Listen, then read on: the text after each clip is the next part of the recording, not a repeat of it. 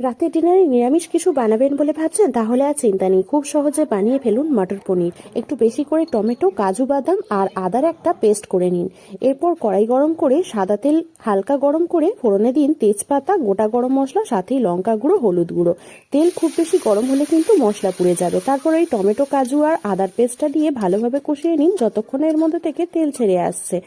তেল ছাড়তে শুরু করলেই দিয়ে দিন ছাড়িয়ে রাখা মটরশুঁটিগুলো আর স্বাদ মতো লবণটা দিয়ে দেবেন। দিয়ে আবারও ভালো করে নাড়াচাড়া করে কষিয়ে নিতে হবে। এই সময় দারুণ একটা কিন্তু স্মেল চলে আসে। আর এই রান্নাটা এত তাড়াতাড়ি হয়ে যায় যে রাতের ডিনারে খুব ঝঞ্ঝাট ছাড়া এটা বানিয়ে ফেলতে পারবেন। বাস ভালো মতো কষানো হয়ে গেলে পরিমাণ মতো গরম জল দিয়ে মটরশুঁটিগুলো ঢাকা দিয়ে সেদ্ধ হওয়া পর্যন্ত অপেক্ষা করতে, তারপর কিউব করে কেটে রাখা পনিরগুলো অ্যাড করে চাইলে এখানে পনির ভেজেও ব্যবহার করতে পারেন, তবে এইভাবে কাঁচা দিলে ভীষণ সফট থাকে। তারপর স্বাদ মতো চিনি, গরম মশলা আর কাসুরি মেথি থাকলে দেবেন, না থাকলে বাদ দিয়ে দিন। ভালো করে মিশিয়ে নেড়েছেড়ে ফুটিয়ে নিলেই ব্যাস রেডি।